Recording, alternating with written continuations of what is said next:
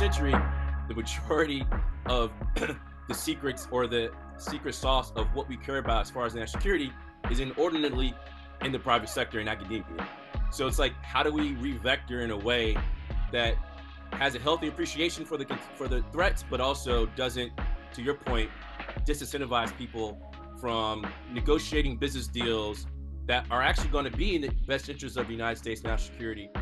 This is All Quiet on the Second Front, podcast where boring conversations around defense tech and national security come to die. Join me, Tyler Sweatt, and my Second Front homies as we dismantle the mundane and cut through the bureaucratic bullshit to demystify the world of defense tech. But be warned, this is not a typical government podcast. You ready to get weird? What's up, everybody? I'm your host, Tyler Sweatt. Welcome to another episode of All Quiet on the Second Front, the podcast where boring defense talk comes to die. Really excited to branch out, sort of bring the feds in a little bit here, right? Bring some law enforcement diversity. We traditionally, I think, have had, investors, some of the folks out of the department on the technical side, folks out of the intel community and corporate operators. I think one of the things we've alluded to a lot is that sort of intersection between public, private markets, between what is security and what is innovation and what is risk and sort of what does all that look like. And as we've kind of talked around that a bunch, like there is one name that comes to mind when I think about sort of the convergence of all of that. And that's Jeff Fields, who's joining us today. So Jeff, one, thanks for swinging by, brother. And really excited to have you here. And two, like I said, I've had the benefit to get to kind of hold your coattails a couple times as you're making waves. Can you give everybody like who are you? What's your background? Kind of what are you up to now? What are you working on? And then we can dig into it, bro. Cool. Yeah. No, happy to be here. Jeff Fields. So I'm originally from New York. Got to the Valley about 2.5 years ago. Got about first I should say, any statements I make today are my own. They are not representative of any official FBI policy. I forgot the sign that says our U.S. government policy. Yeah. All right. Now we got that out of the way. This is the safe space now. Yeah. I always feel safe around you, Tyler. So it's all good. So been with the Bureau for about coming up on 19 years now, and primarily came up, in the war on terror. Was in New York City in school, 9/11, typical story, right?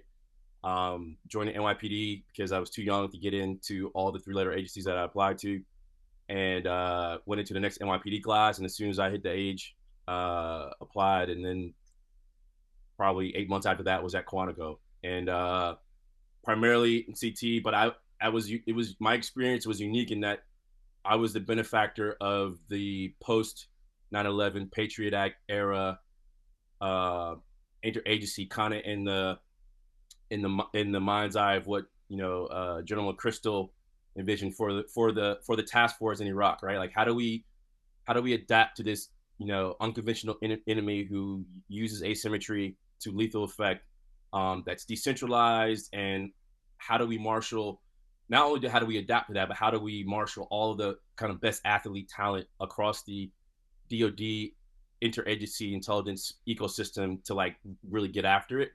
So by the time I got into the fray, I was the benefit of kind of like this, where you could roll into any, whether it was Iraq or Afghanistan, any theater, any station, and on any given day, your team could be, tier 1 units, special mission units with agency, FBI. I mean, shit, excuse my language. You could swear all over this one, brother. Like there are places like where we would run into, where I was at agency with DEA, right? Like it was just like really, oh yeah, if you had a language skill, a cultural skill. Some DEA guy with like a 2 foot long, like braided beard who would roll out. I was like, doesn't that get caught in shit? Like, yeah, but like essentially, like if you had a language skill or some type of cultural competency, a tactical, what have you, like you were on those teams. So like literally, like a year and a half in, I was on ops with with our friendly American ninjas from Virginia Beach doing things in the Horn of Africa. So that was all I ever knew was the interagency and being on teams with SOCOM or with the agency. So whereas typically, unless you go to a particular like overseas unit or like HRT, your typical bureau's experience is primarily domestic. Whereas for me, it was more like 75-80% overseas versus domestic, where I was doing a lot of the what I feel is probably the more fun, human and operator side of things. So that was my experience. And then in CT, right, Africa, Western Europe, Afghanistan. I mean, like, and then also unique in New York is that New York had primacy for Al Qaeda senior leadership. So all those HVTs that DoD had the ticket for, like we were all on those teams. So that was like my experience. A few forays into to nation state counterintelligence as relates to Russia and Iran, but primarily CT. And then last few years, as we should have probably about a decade too late, refocusing on near peer great power competition.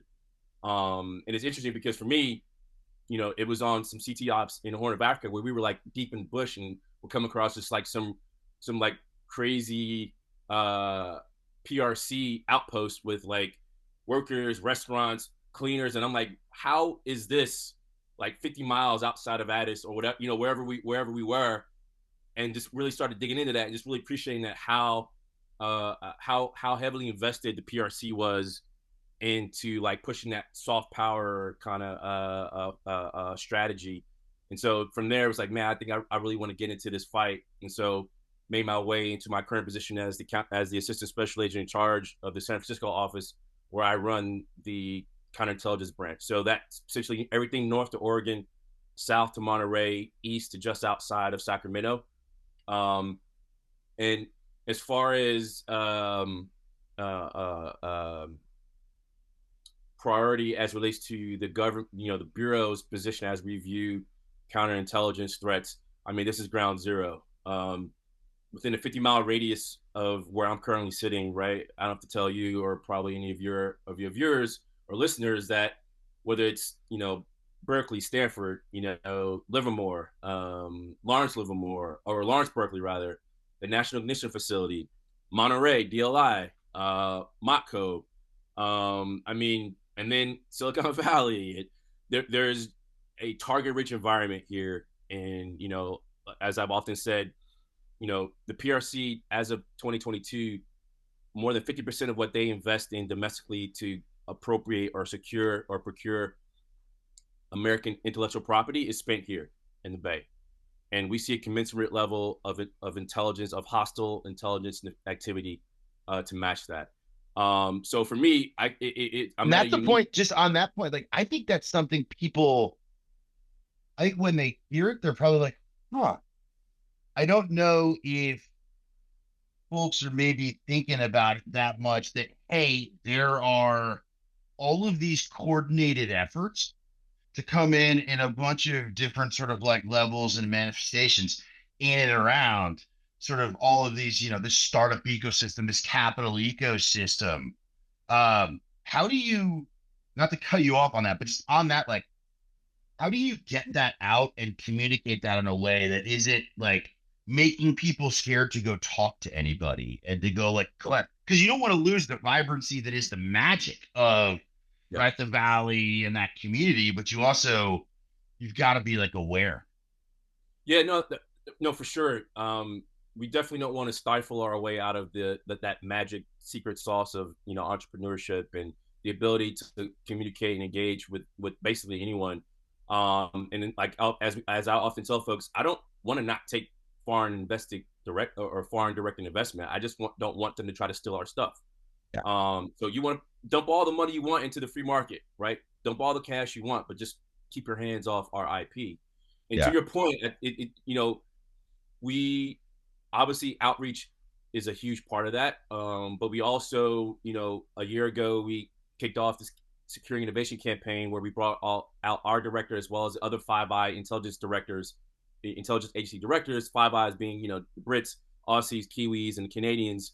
to kind of have this event at Stanford where they, officially established, what and articulate what the threat is, but more importantly, to your point, how we can mitigate that and manage that, how we can manage the risk, right? Uh, when you think about the ecosystem, venture capital being, the biggest driver of that, venture capital is a very adept at navigating risk, right? And so we can help the ecosystem by empowering those folks who are very well at managing risk with the tools to make, to address um, real world issues without hopefully stifling entrepreneurship. I think, Tyler, people don't appreciate 20th century counterintelligence paradigm was protect, government secrets, which the majority of which were held inside the government, produced and held by government employees. 21st century, the majority of the secrets or the secret sauce of what we care about as far as national security is inordinately in the private sector and academia. So it's like, how do we revector in a way that has a healthy appreciation for the threats, but also doesn't, to your point, disincentivize people from hiring talent, from negotiating business deals that are actually going to be in the best interest of the United States national security, but at the same time balances the real, clear and present threat. And so, it's to your question, outreach.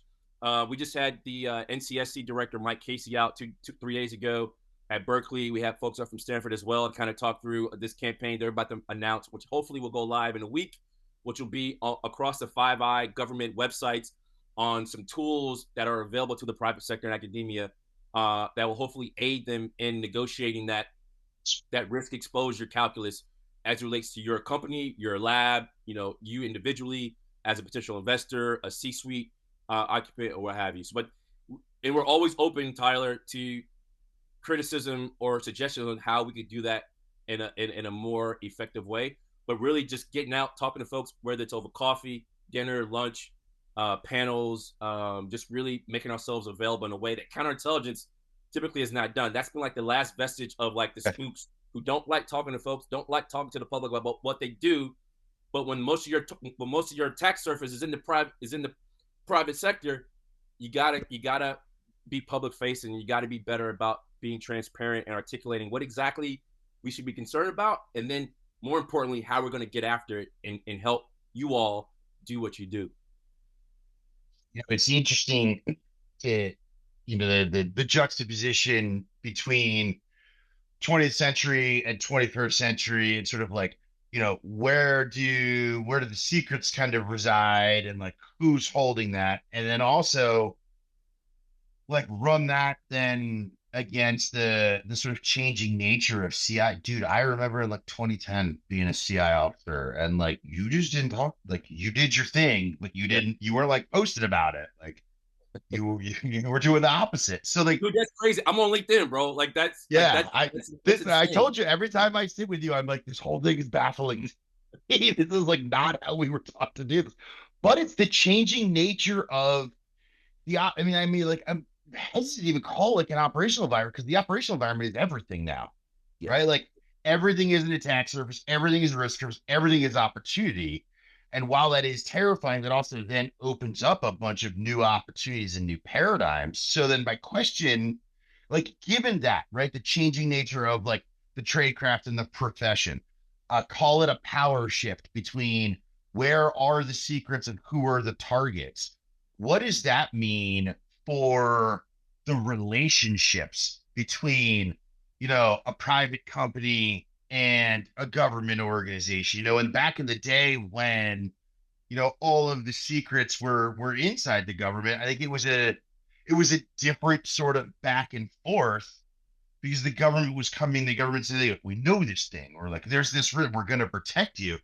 Now I think that's probably a little bit more dynamic and more fluid, and you're doing the outreach, but you're almost like selling the partnership in some areas, in some ways, to that, the investor, the academic institution, the company. What has that been like, especially given the career where like you went from kinetic to CI to strategic, and now you're at the intersection of kind of all of this?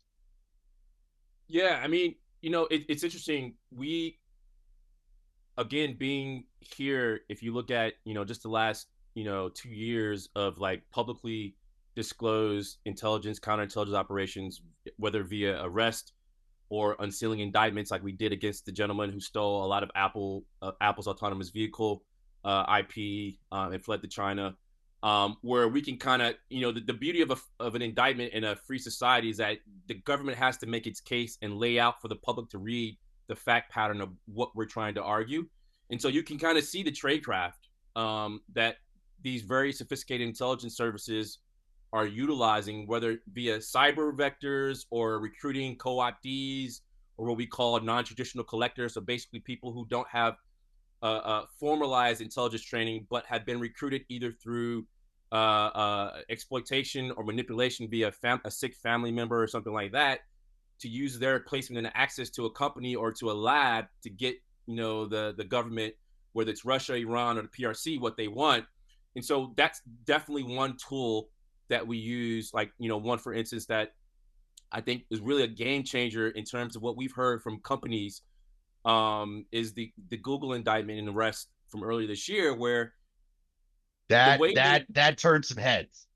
yeah, because a couple of reasons. One reason, right, for oftentimes what I would used to hear before that is a lot of companies, especially the ones with a lot of capital on hand, would say, they had their former FBI, CIA, DOD folks, and they's like, we got it.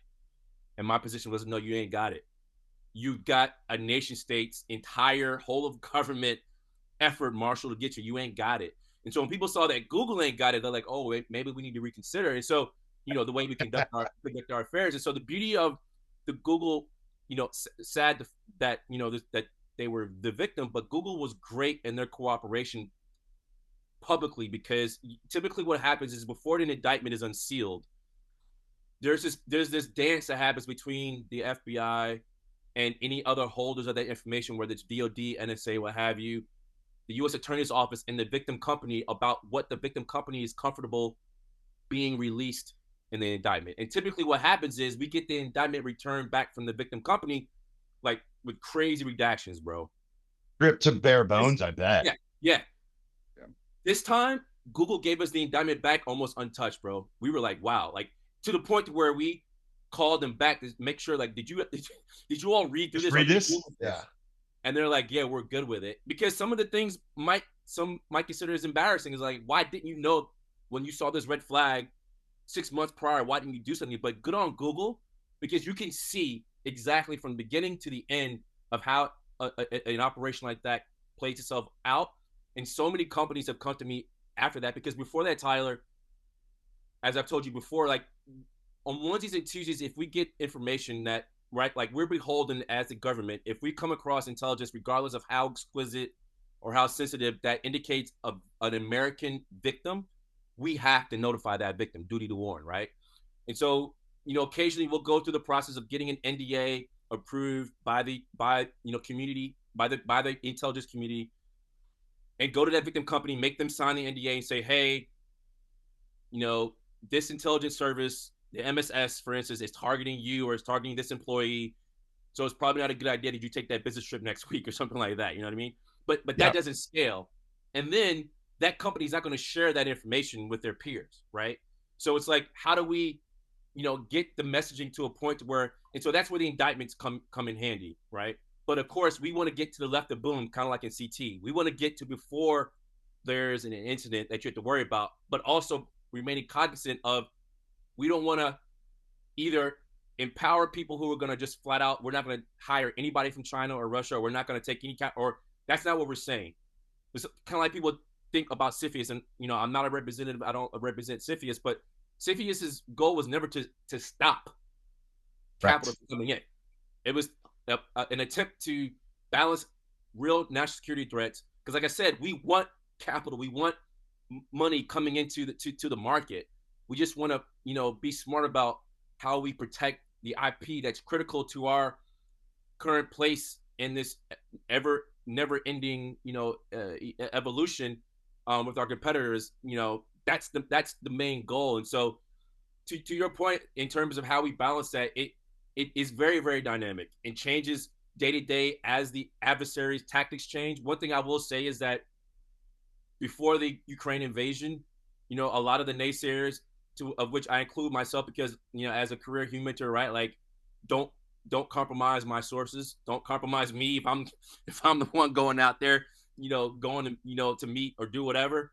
But I think people saw how valuable the public release of classified information can be. One, in instilling confidence and credibility in the community's ability to do our job, but also in disincentivizing adversaries who might otherwise be inclined to continue to curate the narrative in a way that they think is going to be success, get them to success. So it's balanced, it's dynamic. I could tell you after the Ukraine invasion, we've seen much more willingness from the community, from the IC, the US IC, to be more forward leaning and declassifying and disseminating information. I don't think we're yet where we need to be, but I think NCSC, I think the DNI, depending on what happens with the election, if the DNI stays or whoever's going to be the new appointed DNI, I do think you're going to see more of that as relates to folks like yourself, folks in academia getting for the vetted folks, getting access to some of the more exquisite collection that hopefully will continue to paint a more complete picture just about what the threat environment looks like. I think that's how you start to build that, we always talk about, right? Like build that vibrant community where you've got, bi-directional information sharing. You don't Yep. just have, your team or the broader sort of CI community transmitting. Your eyes are also receiving, interesting. And I mean, like it is a hat tip to Google on kind of doing that disclosure. Disclosure is the wrong word, but like, not really ripping that up and burying it. I think they missed an opportunity. It's just a joke, Google people, but like you could have blamed the Gemini launch kind of bungle on the side, and it would have been like, oh yeah, it was China's fault. But jokes aside, as you look forward, right, and you think about, like election aside, because you're going to get a new administration no matter what, right? Like, what do you think? What are you optimistic about, and what are you worried about? And you can go in either order, but do it over like the next, let's say 24 to 36 months, right? So like not a 3 foot target, but not a 300-meter target. Some that's like inside the wall. Yeah. I mean, I think what I'm most worried about is kind of typically what I've always been worried about, as I've come up in this profession. And I'll just say, without going into great elaboration, dare I venture into political cross political lines. But I think the biggest thing that I'm worried about, irrespective of who is in the White House come next January, February, is just the our increasingly inability to kind of really move as one as a country, right? Yeah, I we've think lost a that, national identity. yeah, like I think 100%. that really, really, it concerns me with a lot of the things that I'm seeing, that we're seeing, in terms of on the intelligence side of just, and this is of all political ideologies across the Yeah. spectrum of people Yeah. who are just really, you know, claim to be putting the country first, but it's really their own personal agendas of whatever is fueling just very hateful and vitriolic disdain for their fellow countrymen and women, and just let that really, because that's going to limit any, like China, Russia. I don't care. 4,800 nukes. Like there ain't a single entity on this planet when it's all said and done, despite anyone's concerns or criticisms about the Marine Corps' vision or plan for evolving as a 21st century fighting force, whatever else. Like when it's all said and done, there ain't nobody on the planet that can like stop it. Just stop, right? But us internally, right? Yeah. That And I think that's the point, right? That you don't have to use the 4,800 nukes because we're going to nuke exactly, ourselves if we keep ripping ourselves apart brick by brick. exactly. So all right, so said my piece on that. That that doesn't work. Get your shit together, America. That's Yeah, her. exactly. Yeah, I got it. And then what gives me what I'm hopeful about is kind of what I've seen happen in the valley, which is starting to spread across to other innovation centers. Recently, right, the announcement of things like the Five Eye being exempt from CFIUS, Yeah. and other deliberations That's a now long time around coming. potential, Yeah. yeah, around potential certain NATO members also. For me, Yep. that is what we've been screaming about because that increases the pool of capital that's available for American 100%. entrepreneurs. Like hell yeah, let's do that, right? Um, I think in terms of talking about our inability to get along, that's probably one of the few consistently bipartisan things that I routinely hear and receive from Congress. As you know, I routinely am briefing and communicating and talking to whether it's HIPSI, SISI, Subcommittee on Competition with China, and that down the line, every single Congressperson, Senate is like, okay, yep, what are we doing about the PRC, and how are we marshaling whole of government efforts to do that? Now, you know, obviously, there's never going to be unanimity from the private sector in terms of what potential regulation or policies to look like, but at least at a minimum, we're engaging. And I'm very, very hopeful that at some of the signs that I'm seeing. I mean, you think about like just in terms of what the leaders in the Bay are doing. If you think about like the Stanfords and the Berkeley's, like Skydeck, like I didn't know this, but like Skydeck, accelerates like 200 companies every year.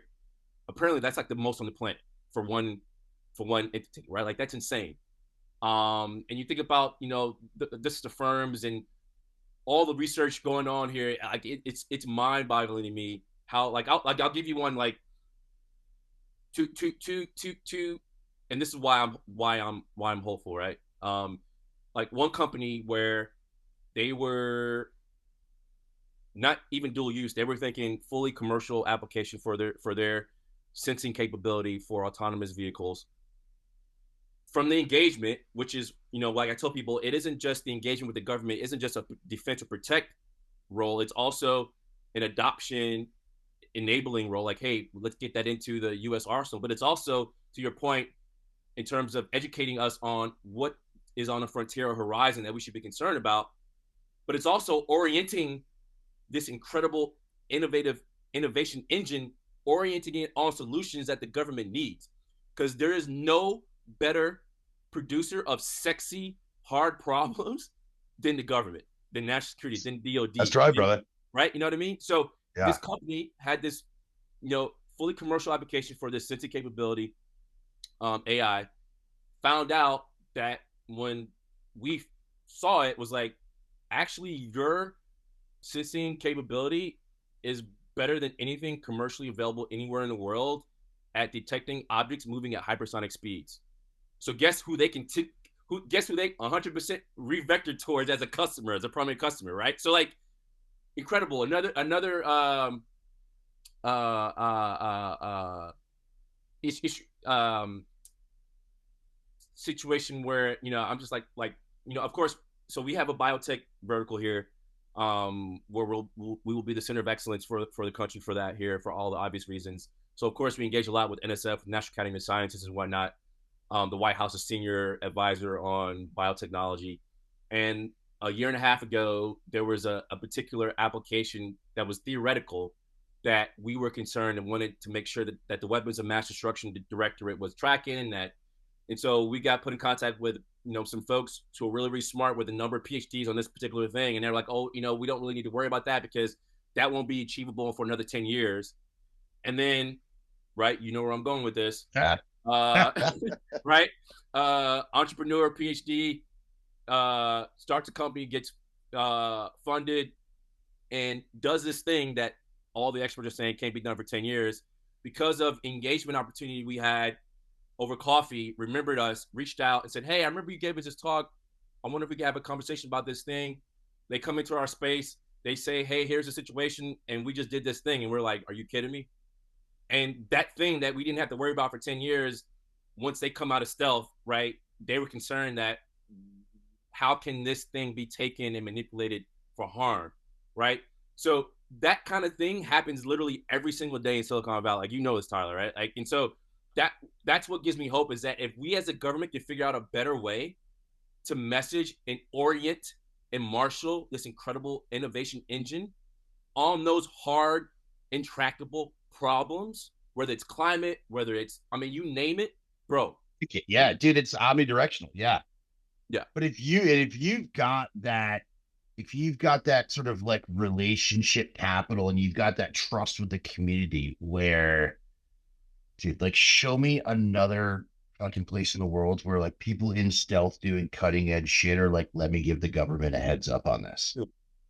Come on. Like That not never on would the have happened 5 checklist years of ago. shit to do before launch, right? Yeah, Yeah. yeah, yeah. I mean, And that's a testament to you and a team, dude. Like that rocks. dude, it's my team, and we're trying with the DNI to have that be the standard wherever you are in the United It States. should be. It should, yeah. Yeah. Like I tell That's people, like awesome. you pay your taxes. Like I work for you. You don't have to go pay $1 million to a firm to do like we work for you. Like you've got it.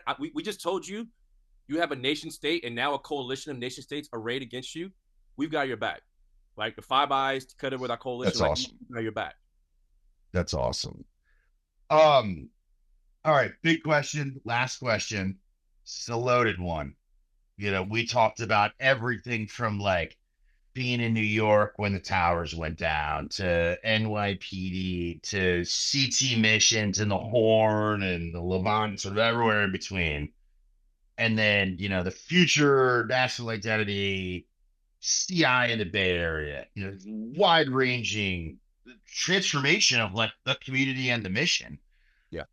As you think about sort of from your perch now, or you know, the high castle, if you're king for a day, you've got the magic wand, boom, you can go change one thing. Doesn't have to be related to, can be anything. You get one wish though. I'm that genie. I don't give you three. I give you one. It's because it's so hard for me to pop out of the bottle when you're of it. But what's the one thing you do and why? Wow.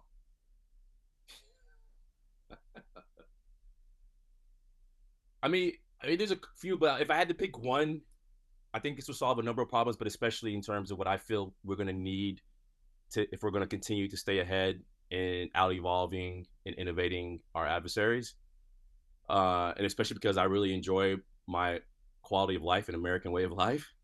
I think kind of I think to like the spirit of what JFK motivated in the space race, right? Like the Russians put Yes. a monkey into space, and he was like, "All right, we're gonna fucking put a guy on the moon, right?" And like, because we're America, we don't catch up. All right, motherfuckers, we don't catch up. We leapfrog, right? Like we Yep. set new standard. We don't catch up to nobody. Amen. And I think one, if I was king for a day, so what he did, right? Because I'm kind of like I'm really at a point, right? Like I'm really tired of like and like yes, America ain't perfect. It ain't great. Like Tyler, you know the story of my grandfather in World War II and Yeah. Oh and yeah. then Oh right. So yeah. like America still owes me and my community, but like still, in my opinion, the best country to face earth. But I'm kind of tired of like the America bashing. Like we gave you hip hop, we gave you Wu-Tang Clan, we gave you Nirvana. Like stop, right? Like Thanks for and the we saved kids. you twice.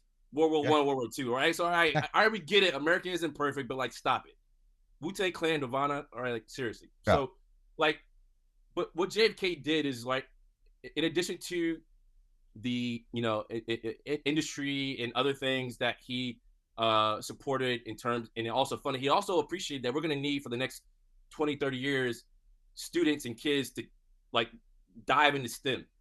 And there was from primary education to secondary education, there was a parity across government in how he was investing inspirationally, but also financially into what was necessary to beat the Russians to space, right? So, or to beat the Russians in the space race. So, if I was king for a day, I think education is going to be one of the key saviors of the republic for not just critical thinking, which I think would help with hopefully some of the fractures that are happening along class, race, everything else.